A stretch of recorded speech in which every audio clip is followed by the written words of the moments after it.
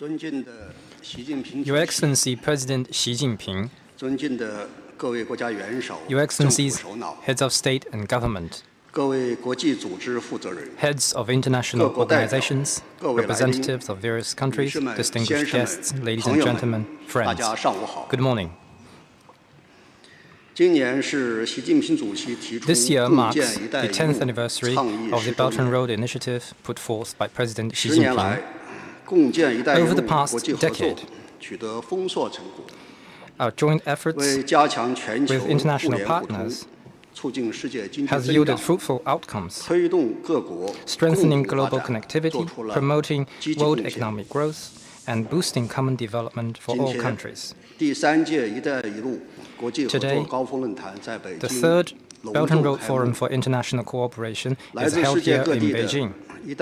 From across the world, Belt and Road promoters, participants, and contributors have come together to take stock of cooperation progress, sum up experience, and open up an even brighter future. Now, please join me in welcoming the keynote speech by President Xi Jinping.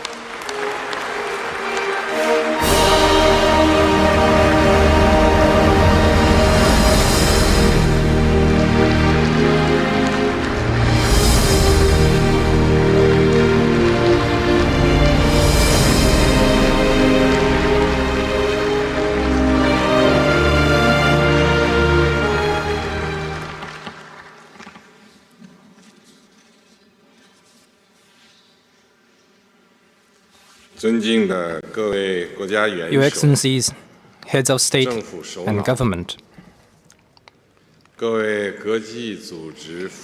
Heads of international organizations, representatives of various countries, distinguished guests, ladies and gentlemen, friends. Today, we are meeting here for the opening ceremony of the third Belt and Road Forum for International Cooperation. On behalf of the Chinese government and Chinese people, and in my own name, I wish to extend a very warm welcome to you all.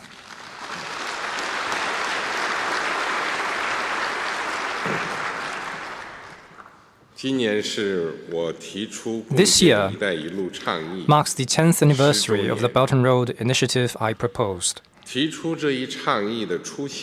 BRI, drawing inspiration from the ancient Silk Road and focusing on enhancing connectivity, aims to enhance policy, infrastructure, trade, financial, and people-to-people connectivity, inject new impetus into the global economy, create new opportunities for global development, and build a new platform for international economic cooperation. Over these 10 years, we have stayed committed to this founding mission. Thanks to our joint efforts, Belt and Road International Cooperation has gotten off the ground, grown rapidly, and produced fruitful outcomes. Belt and Road Cooperation has extended from the Eurasian continent to Africa and Latin America. More than 150 countries and over 30 international organizations have signed Belt and Road Cooperation documents. We have held 2 sessions of the BRF before this one and have established over 20 specialized multilateral cooperation platforms under the BRI. Belt and Road Cooperation has progressed from sketching the outline to filling in the details, and blueprints have been turned into real projects. A large number of signature projects and small yet smart, people-centered programs have been launched. Belt and Road cooperation has expanded from physical connectivity to institutional connectivity.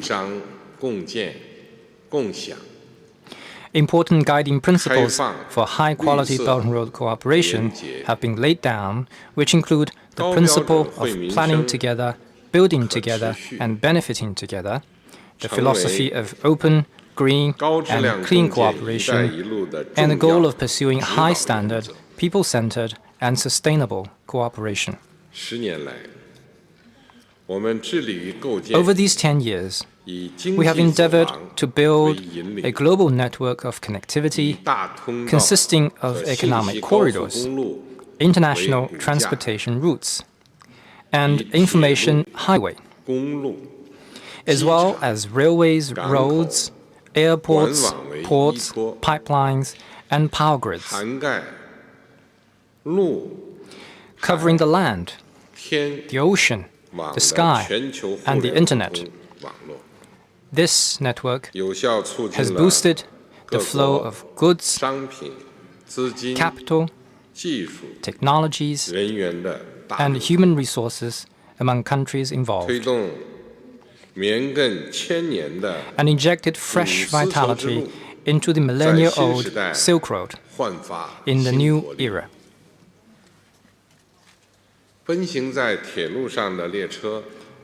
Trains speeding along rail tracks, automobiles running on roads, flights connecting different countries, cargo ships breaking waves, and e-commerce bringing so much convenience to people.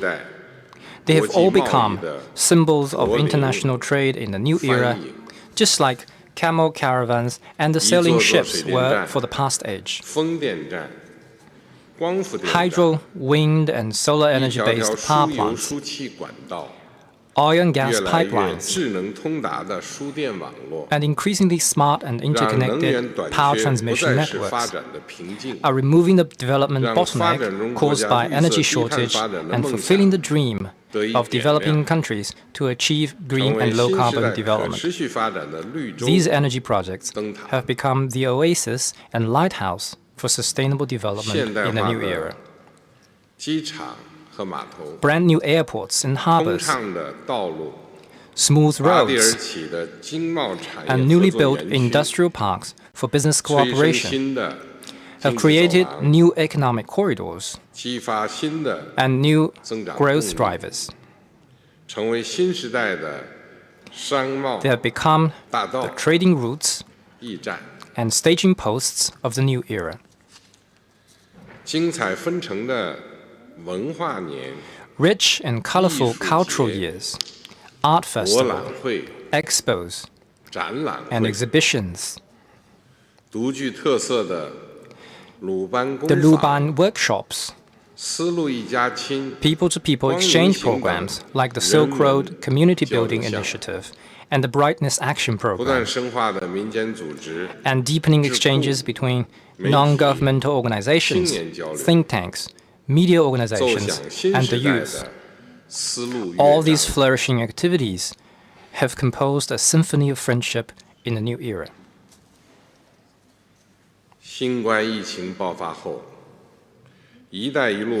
COVID-19 struck, the Belt and Road became a life-saving road. China provided more than 10 billion masks and 2.3 billion doses of vaccines to other countries, and jointly produced vaccines with over 20 countries, making a special contribution to BRI partners' efforts in fighting COVID-19. And China also received valuable support from more than 70 countries when it was hit hard by the pandemic. Belt and Road cooperation is based on the principle of planning together, building together and benefiting together. It transcends differences between civilizations, cultures, social systems, and stages of development. It has opened up a new path for exchanges among countries and established a new framework for international cooperation. Indeed, the BRI represents humanity's joint pursuit of development for all. Ladies and gentlemen, friends, our achievements in the past decade are truly remarkable, and there is so much we can draw from them. We have learned that humankind is a community with a shared future. China can only do well when the world is doing well. When China does well, the world will get even better. Through Belt and Road cooperation, China is opening its door even wider to the world. With its inland regions turning from fullbacks into forwards, and coastal regions scaling new heights in their opening up. China's market has become even more closely integrated with the global market. China has become a main trading partner of more than 140 countries and territories, and a primary source of investment for more and more countries. Both Chinese investment overseas and foreign investment in China have boosted friendship, cooperation, confidence, and hope.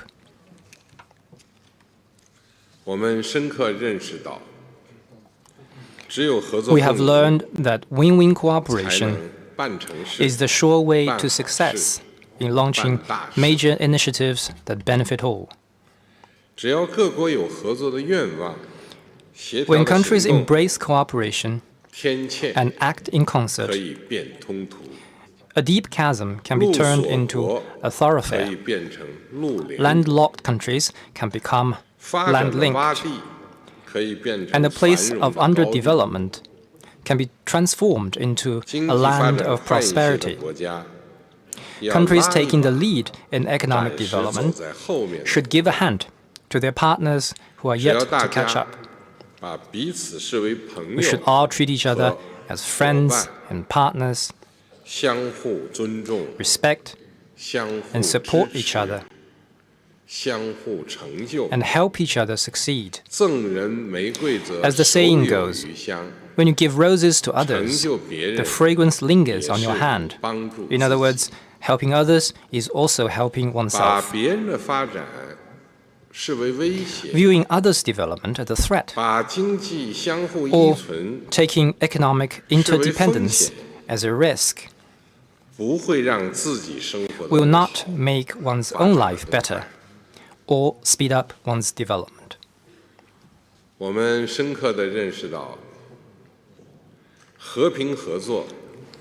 We have learned the Silk Road spirit of peace and cooperation, openness and inclusiveness, mutual learning and mutual benefit is the most important source of strength for Belt and Road cooperation. I once said that the pioneers of the ancient Silk Routes won their place in history not as conquerors with warships, guns, horses, or swords. Rather, they are remembered as friendly emissaries leading camel caravans and sailing ships loaded with goods.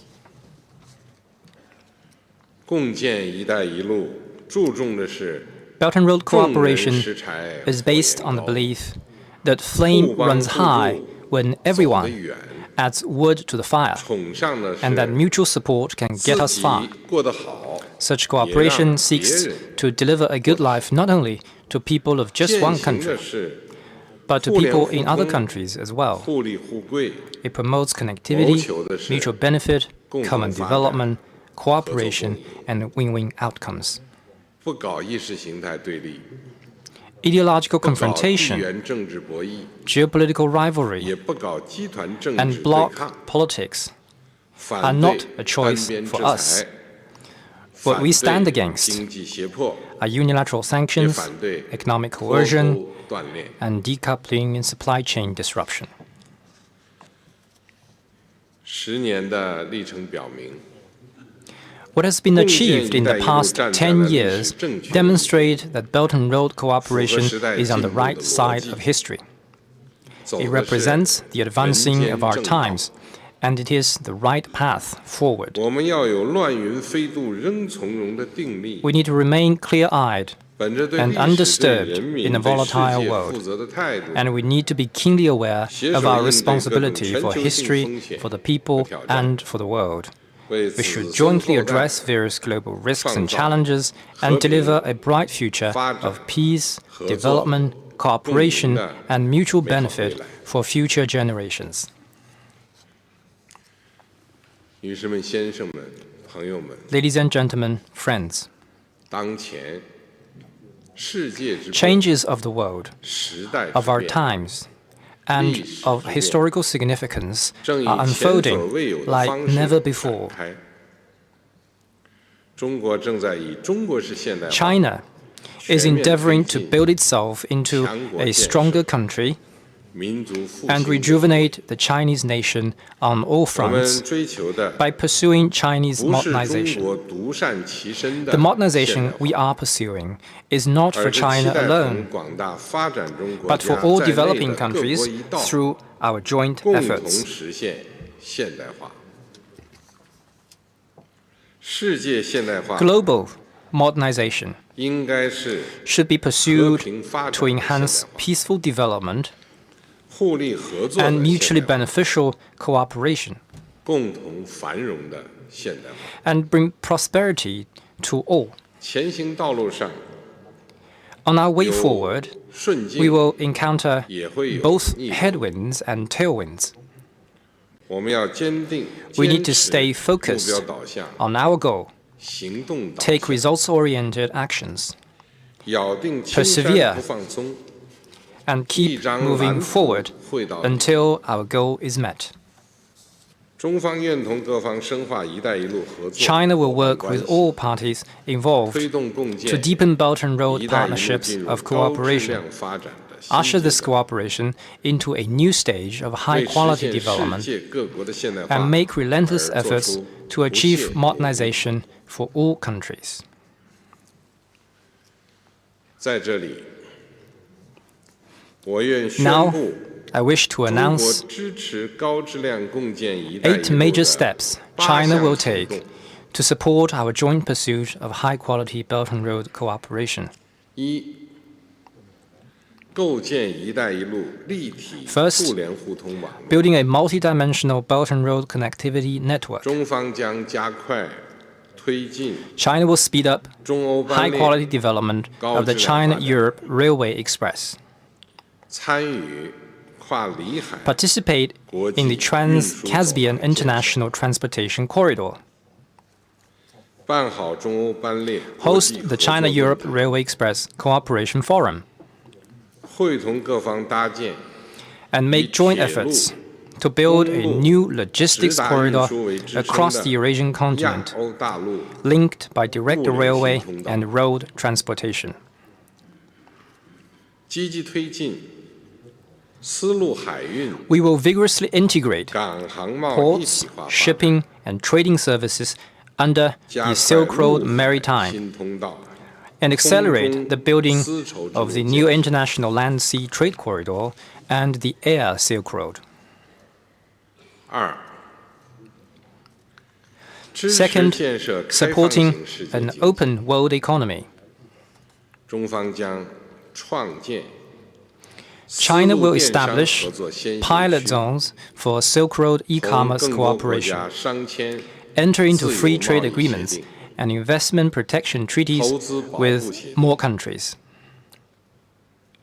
全面取消制造业领域 We will 外 remove 资准入 all 限 restrictions 制措施， on foreign investment access in the manufacturing 主 sector. 动对照国际高 In 标 light 准 of 经贸规 international 则 high-standard economic and trade 深入 rules, 推进 we will further 跨境 advance 服务贸易和 high-standard 投 opening 资 up 高 in 水平开 cross-border 放 service trade and investment, 扩大数字产品 expand 等市 market 场 access 投入 for digital and other products, 深入国有企业数字经 and 济 deepen reform 知识产 in 权 areas including 政 the 府采购 state-owned 等领域改 enterprises, 革 digital economy, intellectual property, 中 and 方将 government 每 procurement. 年举办 China will 全 hold 球数字贸 the 易博览 Global 会 Digital Trade Expo annually. 未来5年，即 In the 2024 next 年 5至 years, 2028年， that is 2024中 to 国货 2028, 物贸易、服务贸易、 China's total 进 trade 口额、 in 进 goods 出 and 口额 services 有望 is expected 累计 to 超过 exceed 32万亿$32 美 trillion 和5万亿美 and $5 trillion, respectively.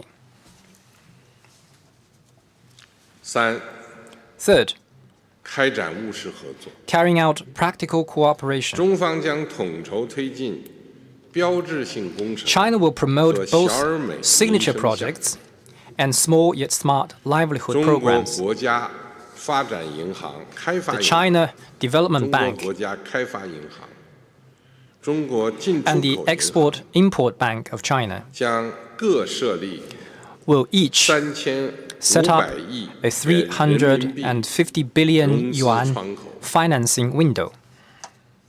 丝路基金新增资金 An additional 800亿元80 billion 人 yuan 民币， will be injected into the 以 Silk Road 市场 Fund. 化、商业化方式 Together, they will support 支持 BRI 共建 projects on the basis of 一带一路 market 项目。 and business operation. 本届高峰论坛期间， Cooperation agreements worth $97.2 billion have been concluded 达成了 at the CEO 972亿 conference 美元的 held during this 项 forum. 目合作协议。中方还将实施 China will 1000 also 个小 carry 型 out 1,000民生援助项 small-scale 目， livelihood assistance projects 通过鲁班工坊等推进中外 and 职业 enhance 教育合 vocational 作， education cooperation 并从各 through 方加强 Luban 对 workshops 共建 and 一带 other 一路 initiatives. 项目和人员 We will 安全 also step up joint efforts to ensure the safety of BRI projects and 4 personnel. 促进绿色发展。 Fourth, promoting green 中 development. 方将持续深化绿色基建、 China will continue to 绿 deepen 色能 cooperation 源、 in areas 绿 such 色 as green 交通 infrastructure, green 等领域 energy, 合作， and green transportation, 加大对“一带一路”绿色发展 and 国 step 际 up 联盟的 support 支 for the 持， BRI International 继 Green 续举办 Development “一带一 Coalition. 路”绿色创新大会， China will continue to hold 建 the 设 BRI 光伏 Green 产业对 Innovation 话交 Conference 流机制和 and 绿色 establish 低碳专 dialogue 家 and 网 exchange 络， mechanisms for the solar industry 落 and a 实“一 network 带 of 一路” experts on 绿 green 色 and 投 low 资 carbon 原则， development. 到 China will implement the 2030 green 年 investment 为 principles 伙 for the 伴 Belt and 国 Road 开展 and provide 10万人 100,000 training 次 opportunities for partner countries by 2030. 5. Fifth, 推动科技创新。 advancing scientific and technological 中 innovation. 方将继续实施“一带一路”科技创新行动计划， China will continue to implement the Belt and Road Science, 举 Technology 办 and 首届 Innovation “一带一路” Cooperation 科技交 Action 流大 Plan, 会， hold the 未来 first 5年 Belt and Road Conference on 把 Science 从 and 各方 Technology 共建的 Exchange, 联合实验室 increase the number 扩大到 of 100 joint 家， laboratories built with other parties to 支 100持 in the next 各国 5青年 years, 科学家 and support 来华 young 短期 scientists 工 from 作。 other countries to work on short-term programs in 中方 China. 将在本届论坛上 At 提 this 出 forum, China will put forward 全球 the 人 global 工智 initiative 能， for artificial intelligence governance 愿同各国加强交 We 流 stand 和 ready 对话， to increase exchanges and dialogue 共 with 同 other 促进 countries 全球人 and 工 jointly 智能 promote 健康有 the 序、 sound, 安 orderly, 全 and 发展。 secure AI development in the world. 6. 支持民 Six. 间交往， Supporting people-to-people exchanges. 中方将举办 China will host the Liangzhu Forum to enhance dialogue on civilizations with BRI partner countries. In addition to the Silk Road International League of Theaters, the Silk Road International Arts Festival, the International Alliance of Museums of the Silk Road, the Silk Road International Alliance of Art Museums, and the Silk Road International Library Alliance that have already been set up, China has also launched the International Tourism Alliance of Silk Road Cities. And we will continue with the Chinese government scholarship Silk Road program.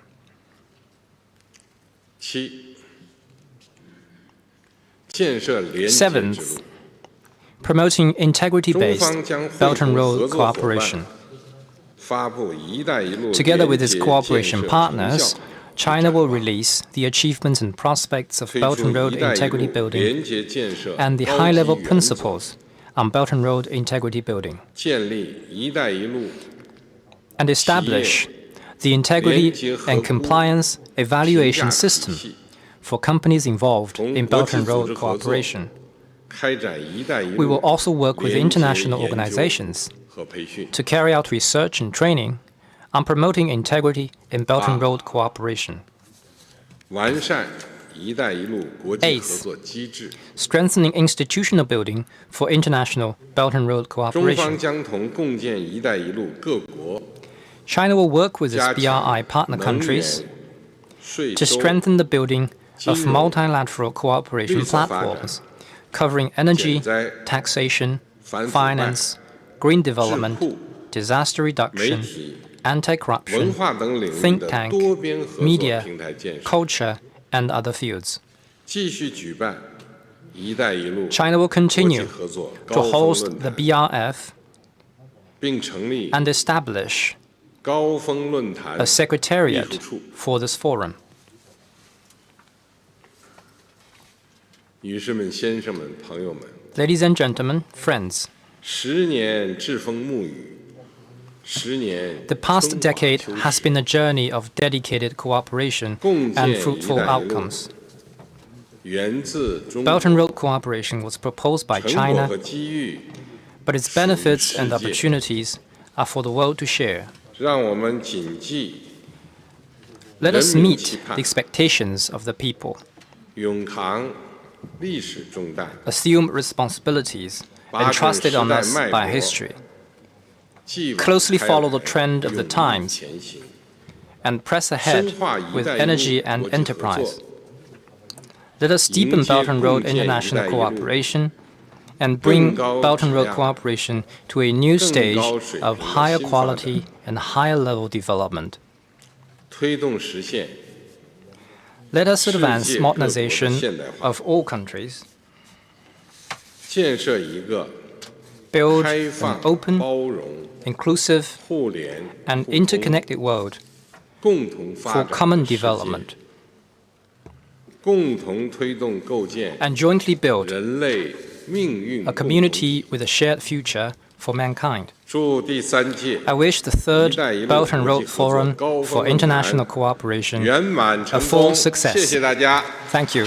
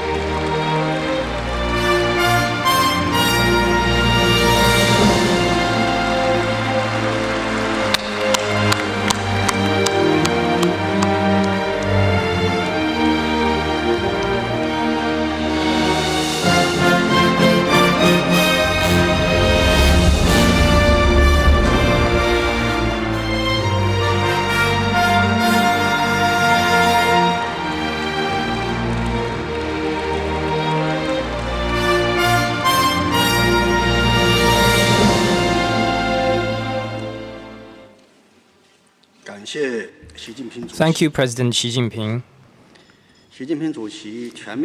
President Xi gave a full review of the major achievements in Belt and Road cooperation in the past decade, drew important experience from its successes, and called on all parties to carry forward the Silk Road spirit, ushering Belt and Road cooperation into a new stage of high-quality development, and strive for the modernization of all countries. President Xi announced China's 8 major steps to support high-quality Belt and Road cooperation. We are convinced that Belt and Road cooperation in the future will make greater contributions to global growth and the common development prosperity of all countries. Now, I give the floor to His Excellency President Vladimir Putin of Russia.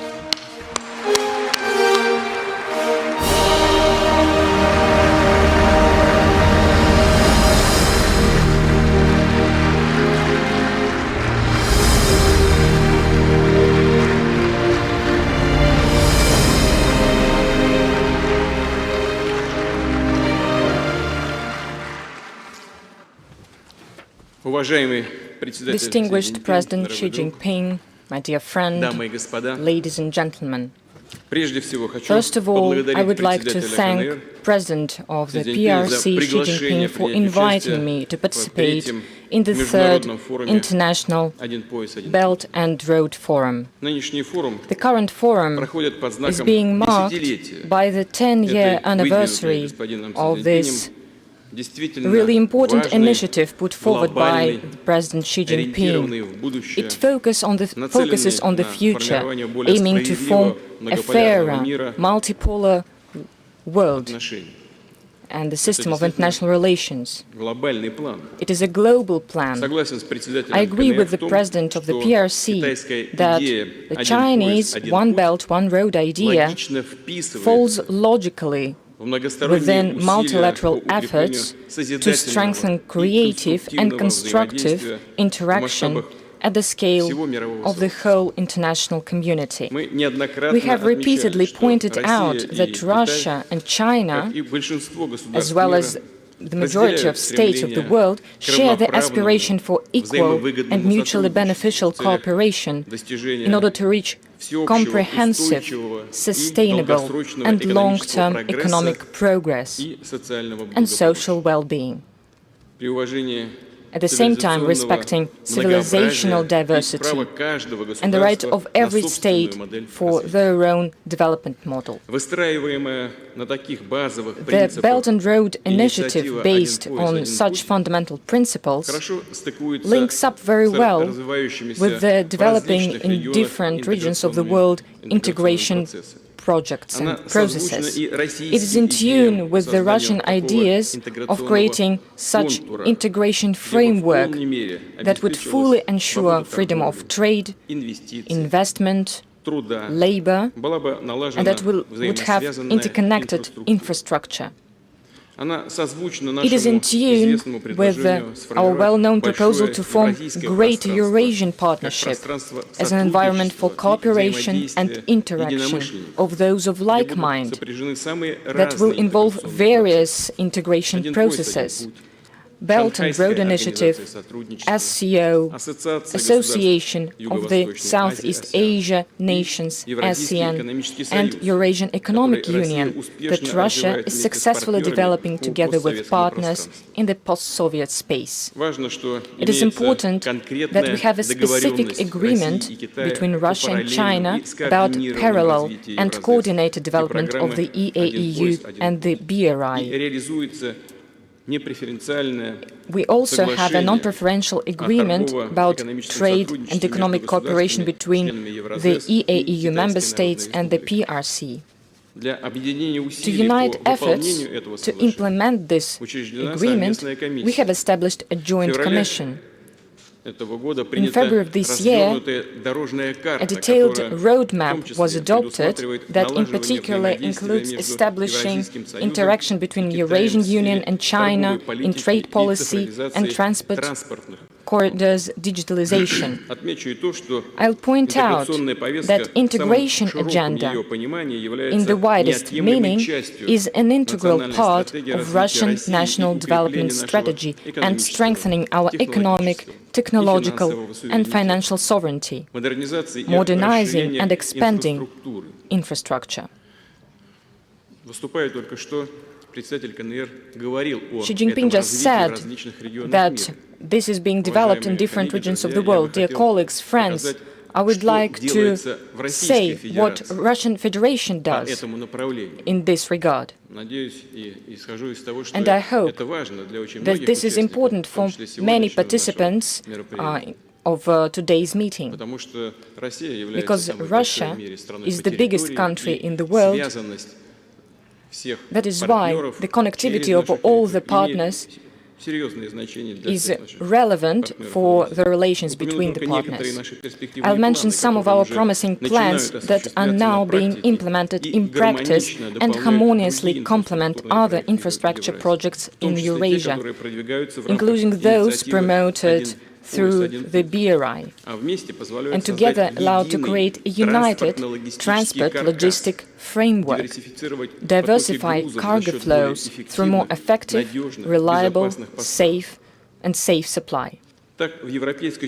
In the European part of Russia, we form an international north-south corridor, and the President of the PRC has mentioned it. It connects Russian ports in the Baltic and the Arctic with the ports on the coast of the Persian Gulf and the Indian Ocean.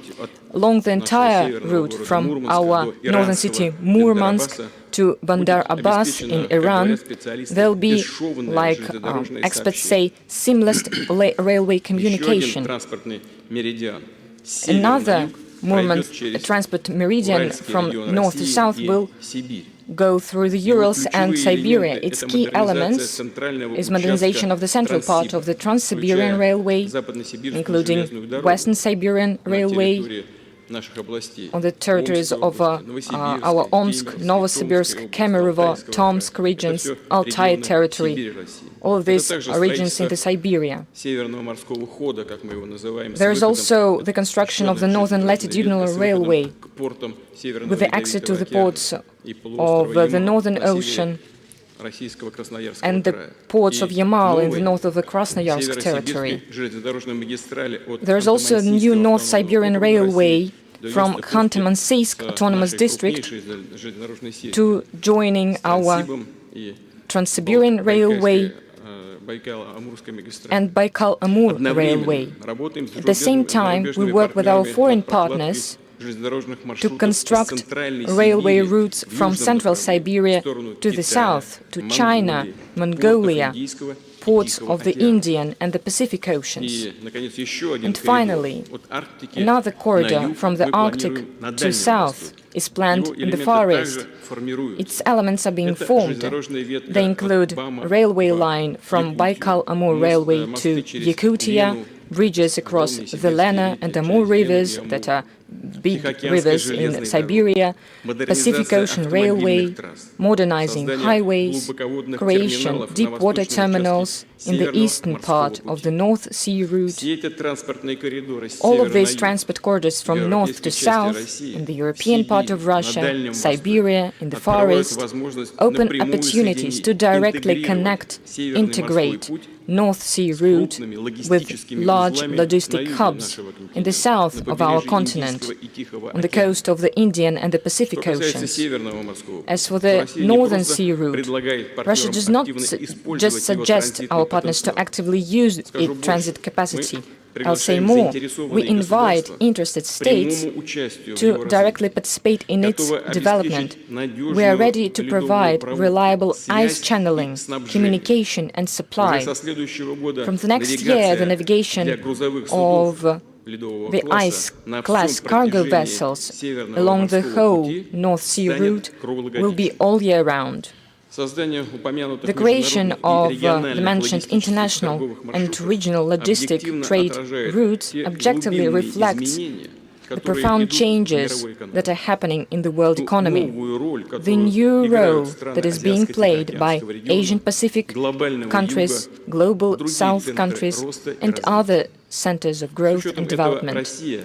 Taking this into account, Russia, that is going to preside in the extended BRICS next year, has put forward an initiative to establish, in the context of this association, a permanent commission on transport logistics that, with the participation of BRICS members, our partner countries and other interested states, could focus on the development of international transport corridors in their entirety. I'll add that these topics are being discussed at the platform of Transport Week that is annually held in Moscow, and we invite experts from your countries, dear friends, to participate in this forum in the middle of November in the capital of Russia. In conclusion, I would like to express confidence that the BRI and just outlined Russian priorities, constructive and the most bold proposals of other states, including those participating today in the forum, will allow to find collective and truly effective solutions to the important and relevant regional and international problems. Dear colleagues, friends, every one of us, when we start something really big, we expect that it will be successful. But understanding the global scale that was initiated 10 years ago by President Xi Jinping, it is really hard to expect that everything will be well. But our Chinese friends managed to do that, and we are really glad to see these successes because it is really important for us. The President of the PRC just has presented a program of the future actions, constructive, dedicated to the common result. And I would like to wish success to the Chinese People's Republic, to the President of the PRC in their plans, and I wish everyone success in our plans and all the best. Thank you for your attention.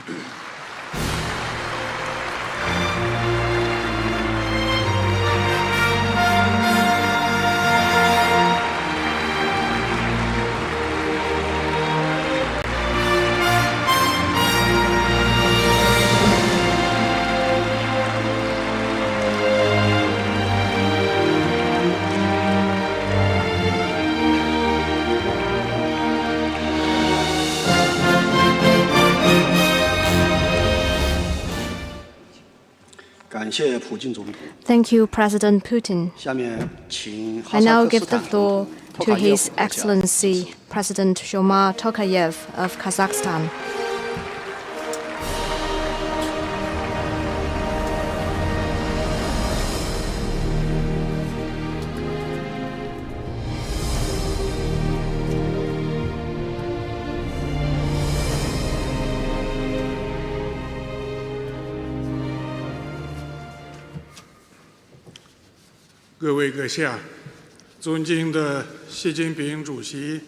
Your Excellency President Xi Jinping, dear colleagues and participants of the BRF, at the outset, I would like to extend congratulations to President Xi and the Third Belt and Road Forum for International Cooperation. I really appreciate the hospitality extended to us and the excellent arrangements made for the forum.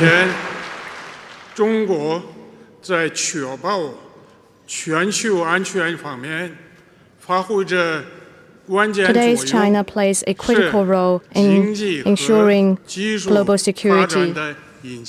It is an engine of economic and technological advances. In a world of growing challenges, Belt and Road Initiative has become a popular international cooperation project and a platform for international economic cooperation. This project demonstrates the economic strength of China and its aspirations to reach an even higher level globally. The BRI has achieved a great deal, and this has been widely recognized by many countries.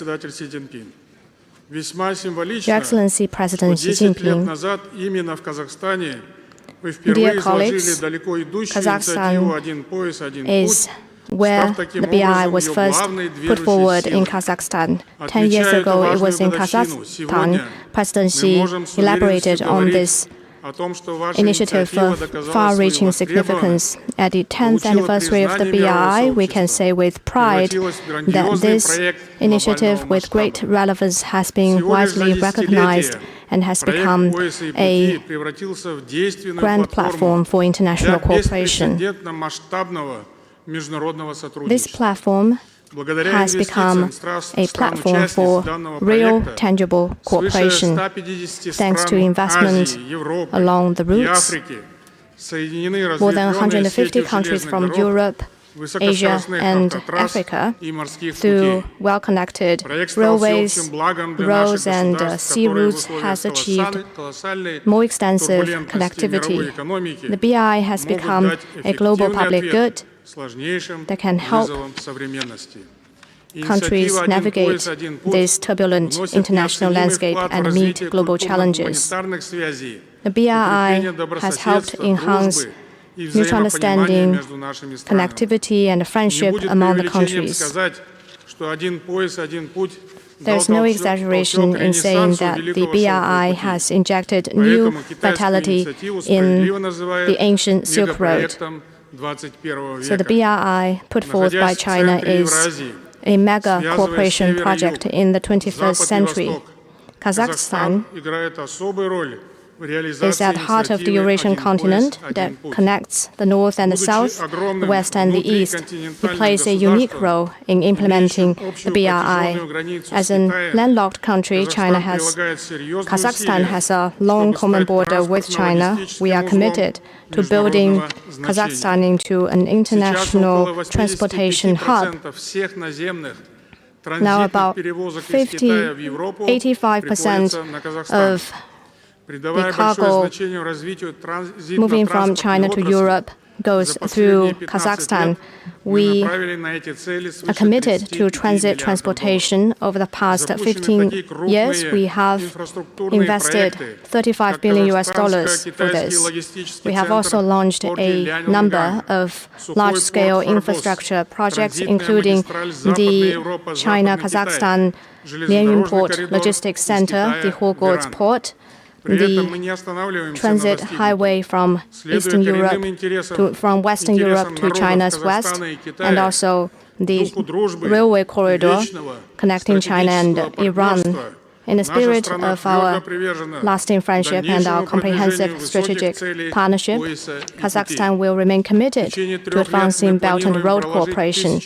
In the next 3 years, we plan to build 1,300 kilometers of railway, and we will open the third cross-border railway along our border with China and establish new land ports, including Baku and Karjat. All these are vivid examples of how we have combined our large-scale economic projects with China's global initiative. The Trans-Caspian International Transport route has become a signature cooperation project of many countries.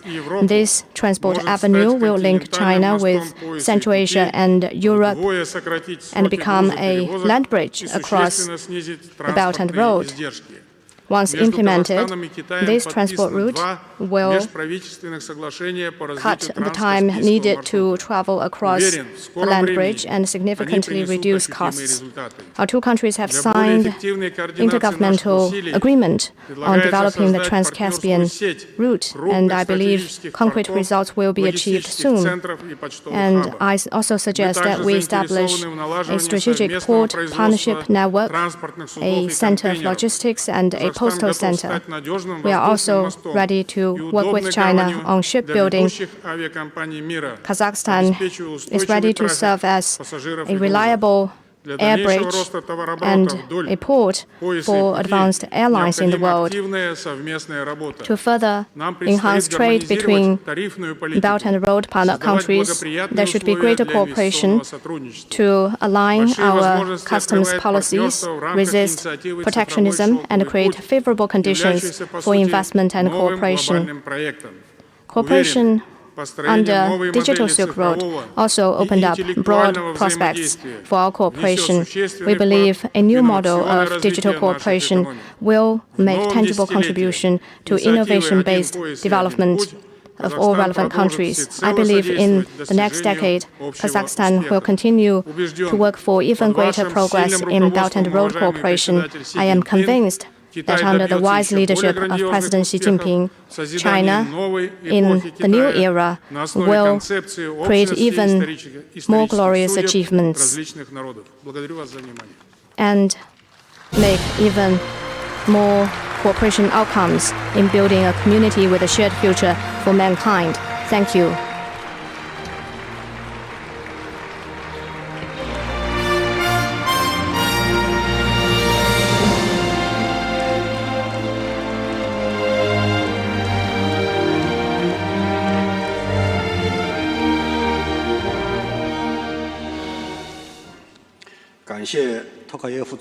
Thank you, President Tokayev.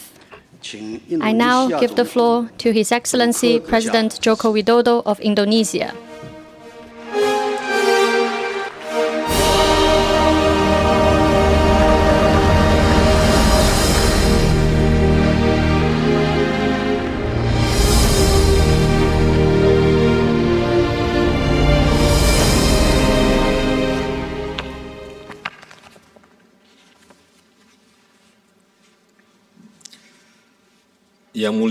His Excellency President Xi Jinping, Excellencies, leaders, ladies and gentlemen, at the outset, allow me to convey my congratulations on the first decade of the Belt and Road Initiative.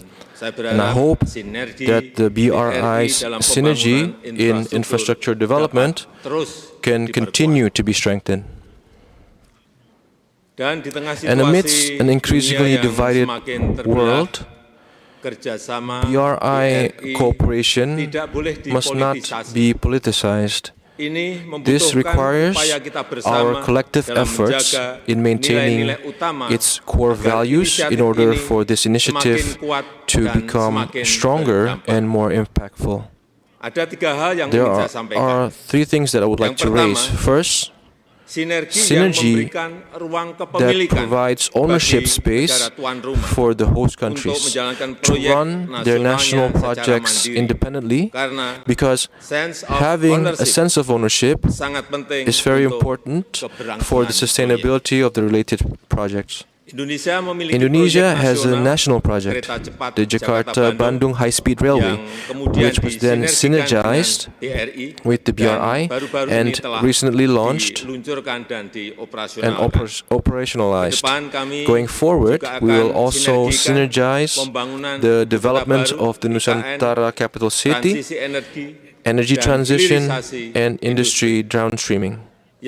Second, BRI projects must be based on the principles of equal and mutually beneficial partnership and equipped with careful planning, the use of a transparent funding system, the use of local employment, and the utilization of domestic products. Third, the sustainability of BRI projects must be ensured for the long term and strengthens the economic foundation of partner countries. It must not complicate their fiscal conditions. In closing, I thank the government of the People's Republic of China and President Xi for their contribution to developing countries through the BRI. A Chinese proverb goes, Yikung Yishan. Persistence will manifest miracles. Let us fight hard together to advance economic development and realize prosperity for our people. Thank you.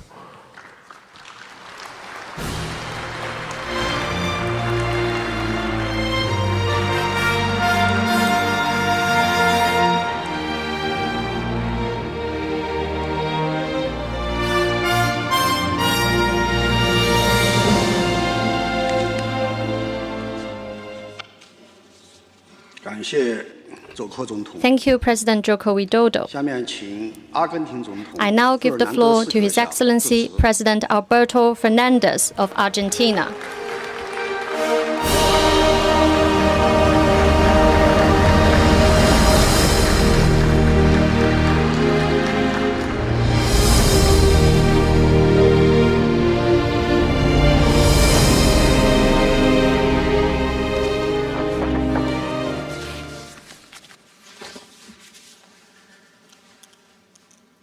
Señor Presidente de la República Popular China, Your Excellency Xi Jinping, President of the People's Republic of China, señoras mandatarios y representantes de los distintos países, heads of state and government, representatives of countries, good morning.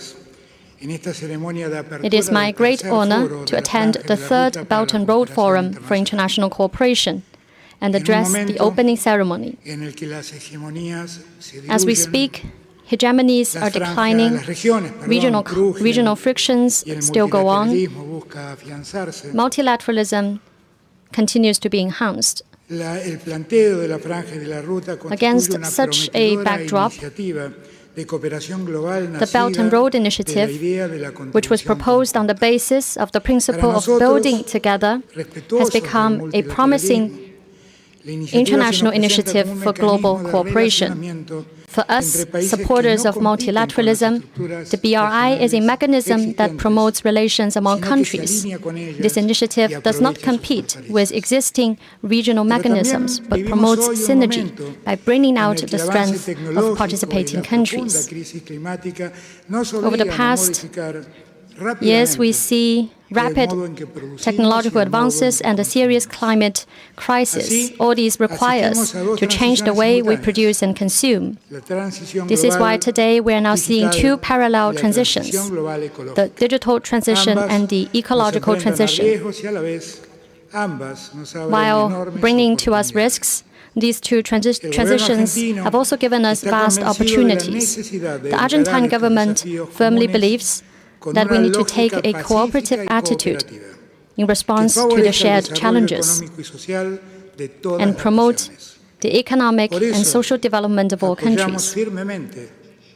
This is why we support the three initiatives put forward by President Xi Jinping, namely the Global Development Initiative, the Global Security Initiative, and the Global Civilization Initiative. We also support the 8 steps proposed by President Xi Jinping in his keynote speech. Also, in realizing our goals, we see China as an important partner. In developing our bilateral relations, we have become increasingly closer partners with China, and this has always been our goal. In 2014, our two countries established the Comprehensive Strategic Partnership.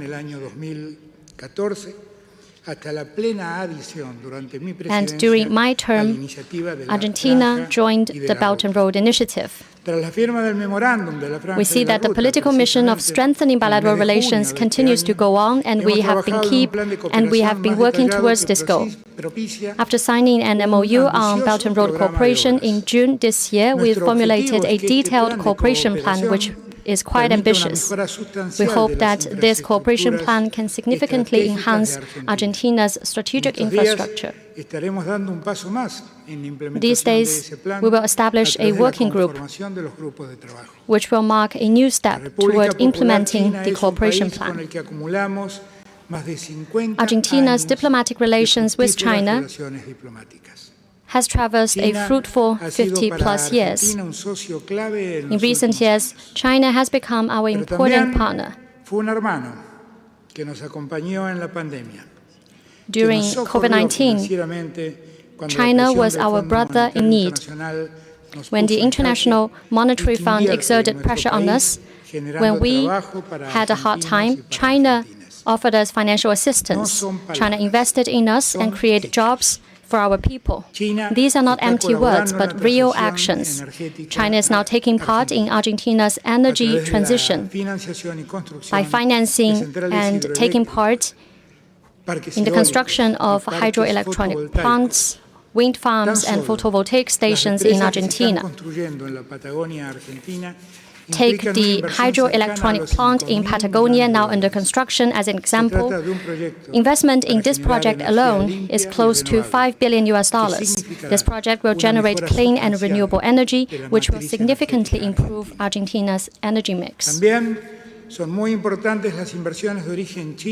Chinese investment in Argentina's mining sector is also important, in particular in the salt flats from which lithium is extracted. Lithium has now become the core of our energy transition. We stand ready to deepen cooperation with China, increase the added value of Argentina's lithium, improve our export and production profiles, and create more decent and well-paid jobs in Argentina. I also wish to thank President Xi Jinping and the Chinese people for standing with us.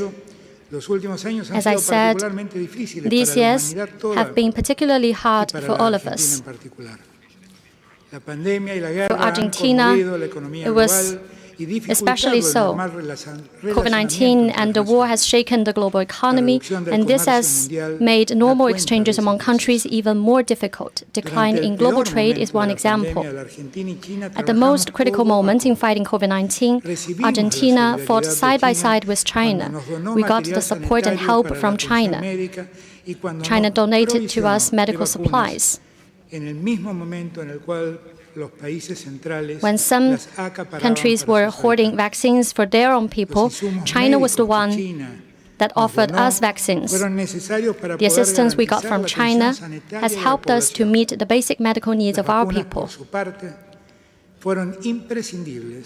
Vaccines have been indispensable.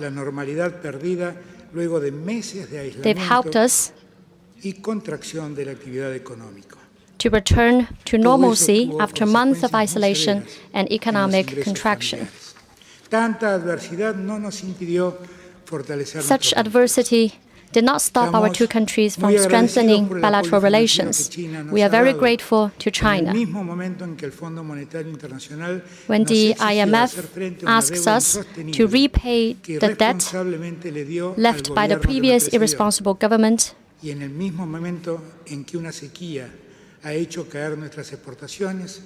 when a drought has caused our exports to fall, depriving us of foreign exchange of an amount equivalent to 3% of our GDP, China was there to give us financial support. Also, thanks to China's support, we've joined the BRICS mechanism. Countries in this mechanism reject hegemonism, respect multilateralism, and are rethinking international relations on that basis. I also support President Putin's initiative on strengthening BRICS cooperation. Your Excellency, President Xi Jinping, again, I wish to extend a sincere appreciation to the government you led and the Chinese people. I hope that during this forum we will debate around the core topics you've proposed, such as reflecting on the current international trade, promoting the use of technologies with smaller environmental impact, developing the digital economy, deepening subnational relations, and strengthening maritime cooperation. These are topics that will help us to address the challenges we face. In order to successfully overcome them, we need peaceful and cooperative interactions among people of all countries. An old African proverb says, if you want to go fast, go alone. If you want to go far, go together. En este tiempo tan ingrato, At this critical moment, y acortemos las distancias let us que nos walk separan hand in hand de ese mundo and toward socialmente más justo a que todos fairer soñamos. world Muchas that we all gracias. dream of. Thank you.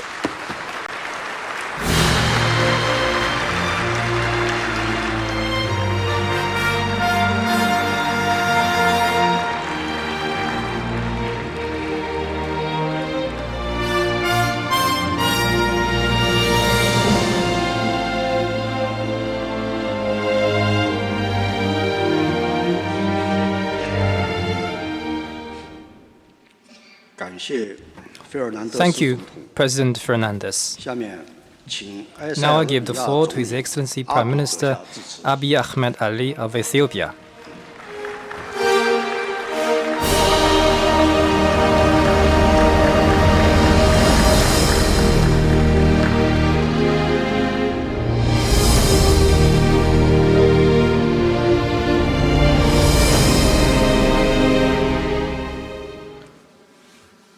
Your Excellency Xi Jinping, President of the People's Republic of China, Your Excellencies, Heads of State and Government, Your Excellency Antonio Guterres, United Nations Secretary General, Heads of International Organization, ladies and gentlemen.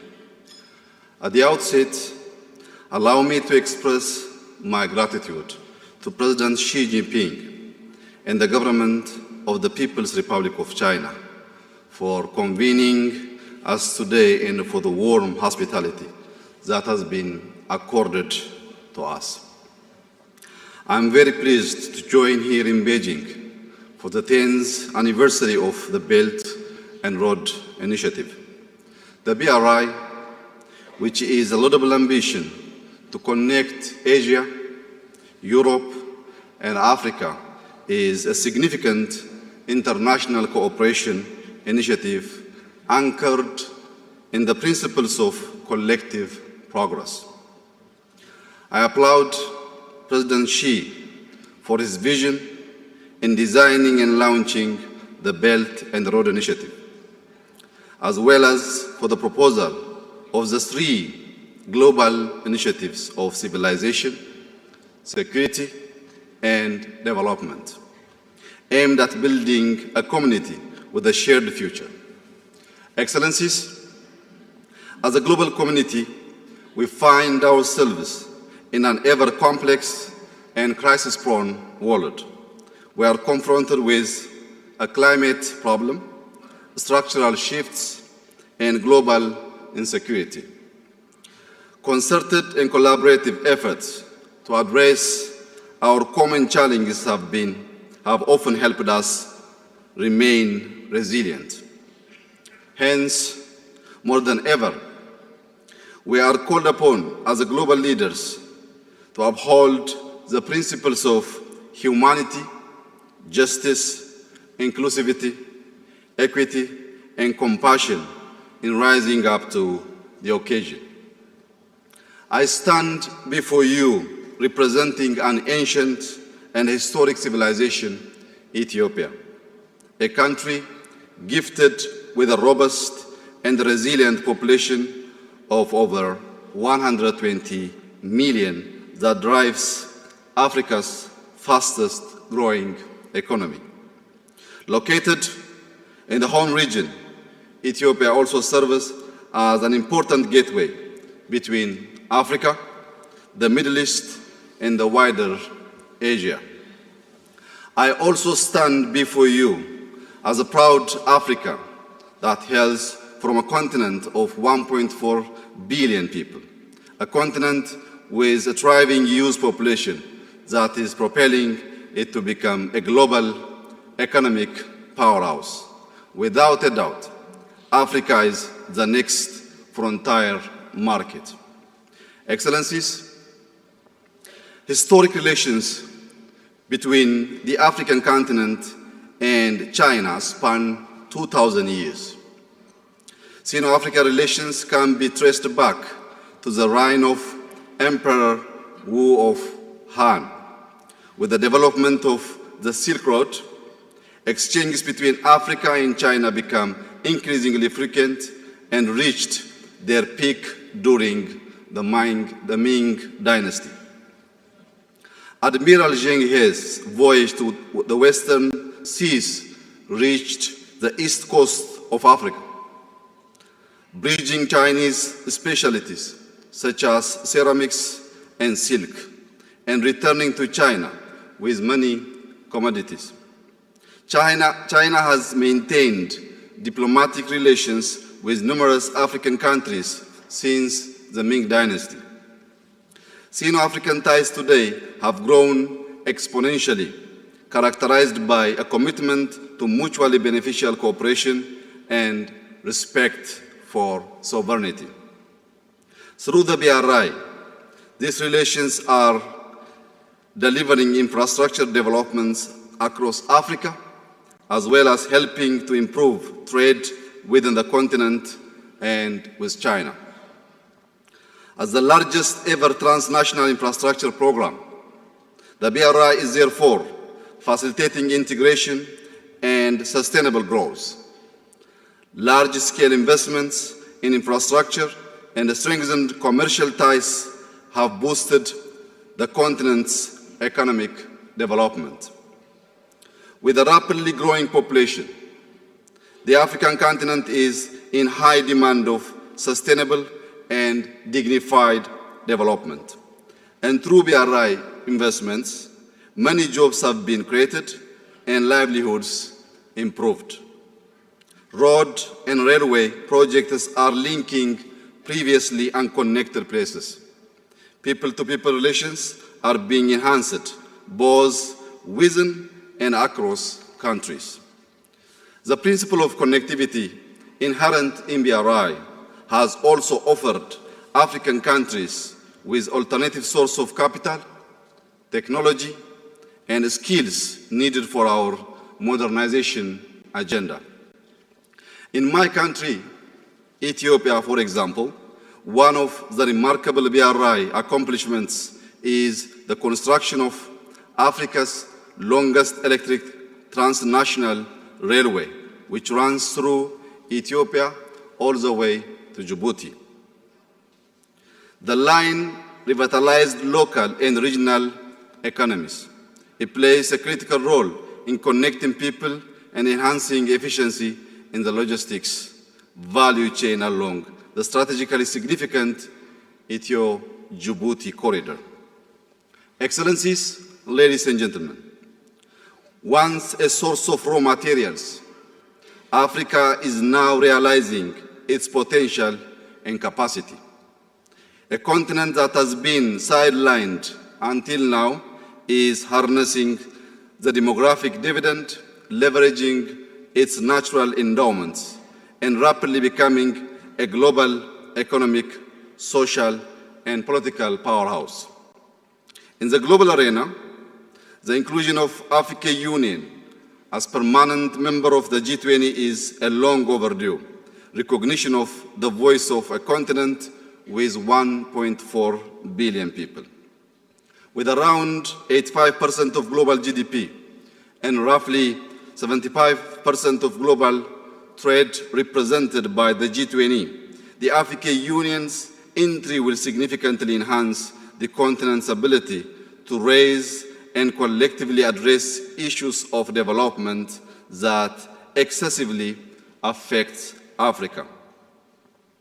As inclusivity is becoming a necessary feature of multilateralism, I have no doubt that such reforms we are witnessing in the global fora will extend to include African countries as permanent members of the United Nations Security Council. It has been said that the flapping of the wings of a butterfly can be felt on either side of the world. The African continent in particular has suffered the consequences of the climate crisis as well as interstate conflict in other parts of the world. As a result, we cannot be idle observers in forums that affect our common well-being, since they shape our fate. Excellencies, we recognize that peace and development are two sides of the same coin. They are mutually reinforcing. Inclusive and equitable growth is essential to sustain peace, and a culture of peace is essential to enabling sustainable growth. Initiatives like the BRI, when fully implemented to potential, invariably foster peaceful development. The power of integration resides in enabling schemes that bring people closer to intimate knowledge and understanding of one another. Infrastructure used to bridge rather than divide offers value and builds trust. In a world full of barriers, I call upon all of us to build BRICS to connect metaphorically as well as literally. As I conclude my remarks, I would like to highlight the proposal put forth by the President Xi during the recent China-Africa Leaders Dialogue held in Johannesburg.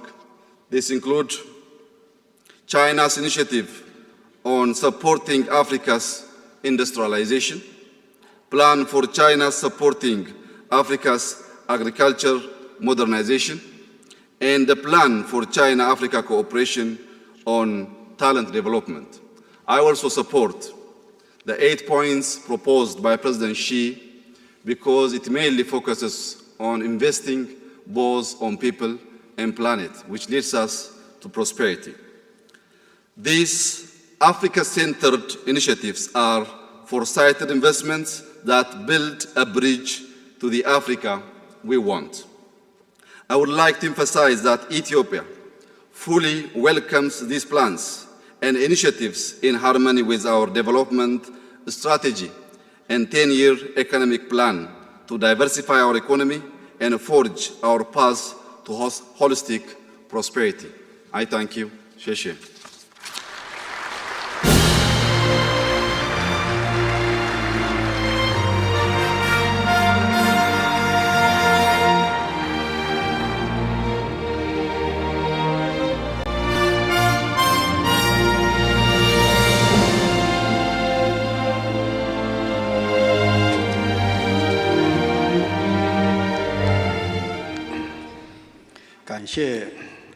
Thank you, Prime Minister Abiy, for your speech. I now give the floor to Secretary General Antonio Guterres of the United Nations.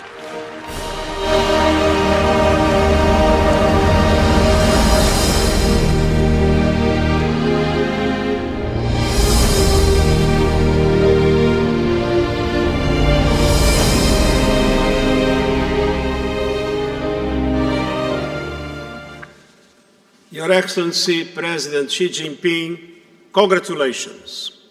And thank you very much for your kind invitation and for your steadfast commitment to multilateralism, to international cooperation, and to the United Nations.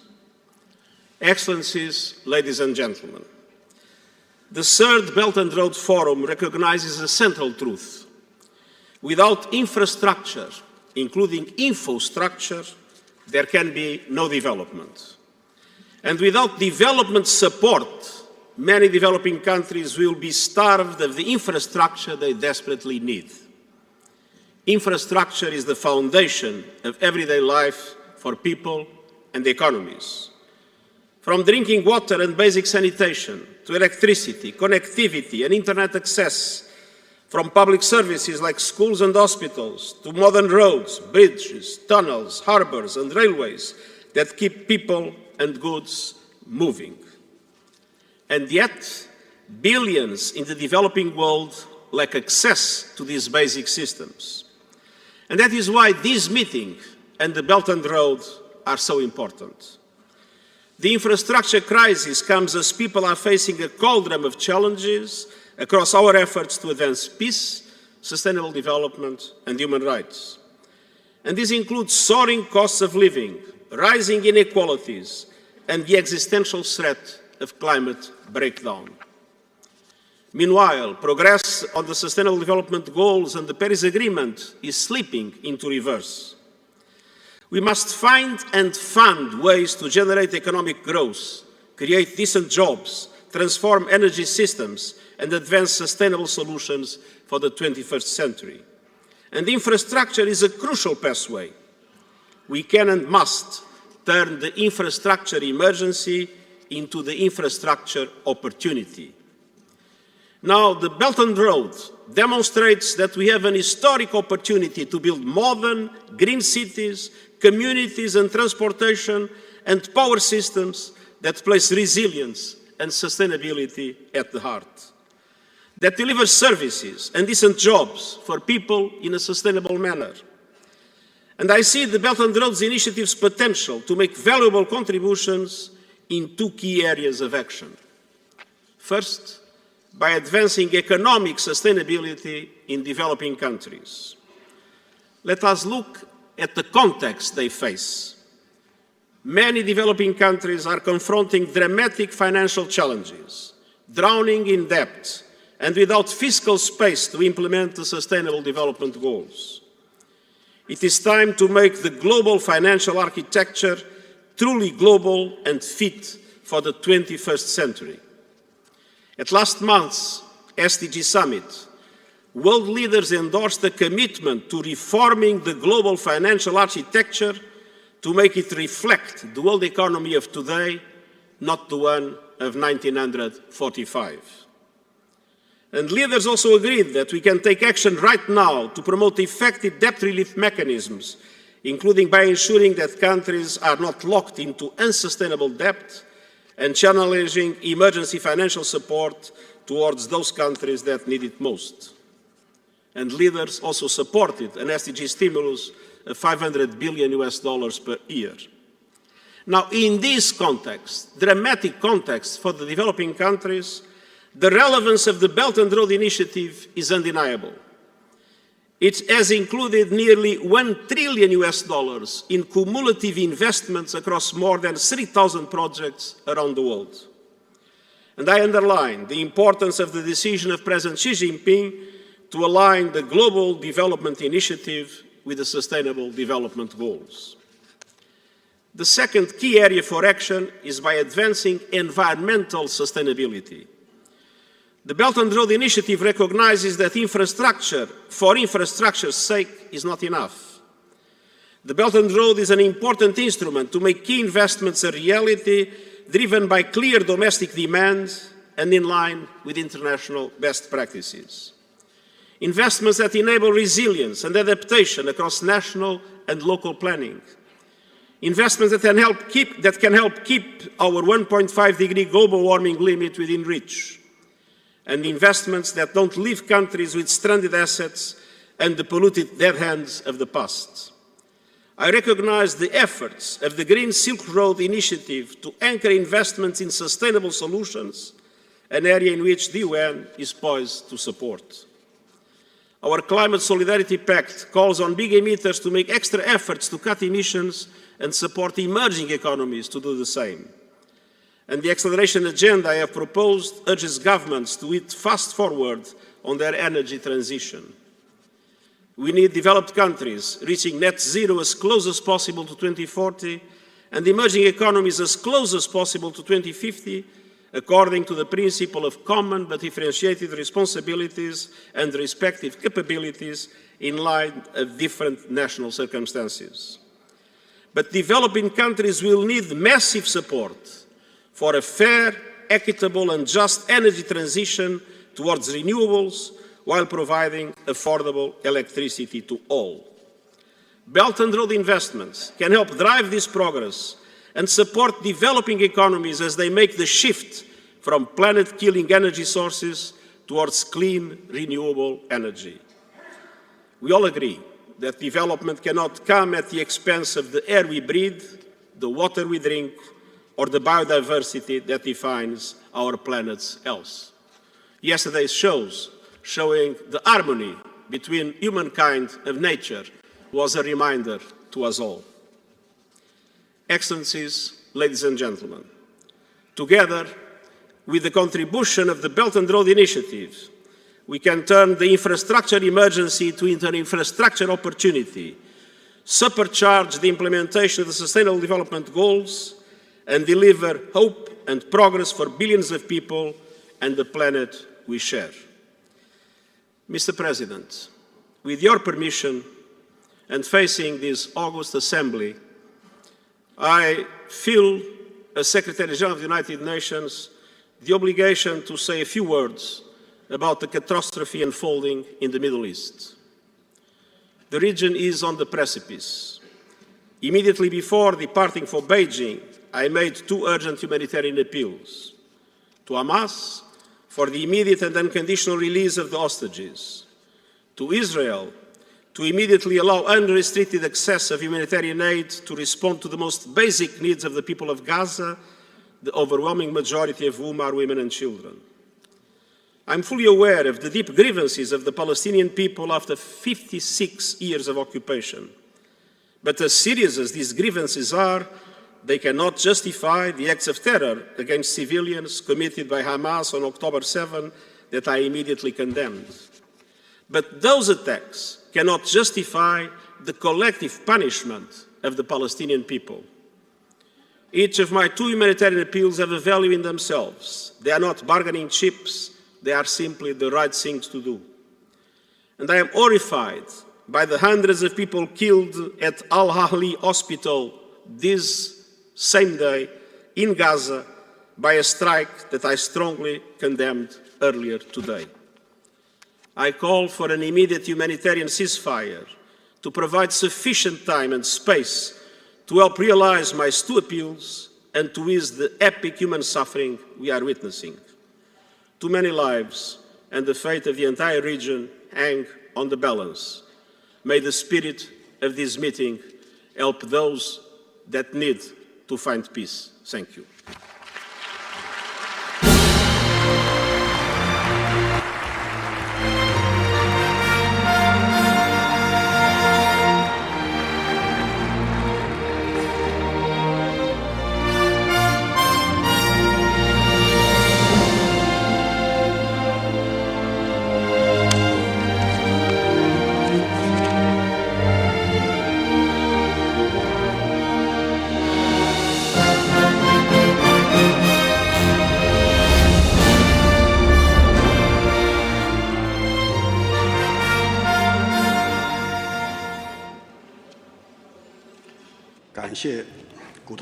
Thank you, Secretary General Guterres. The remarks by President Xi Jinping and the other leaders are insightful and visionary. They have drawn the blueprint for high-quality Belt and Road cooperation and have sent a positive message of our joint commitment to openness, inclusiveness, connectivity, and common development. I now declare the opening ceremony of the Third Belt and Road Forum for International Cooperation conclude. Thank you.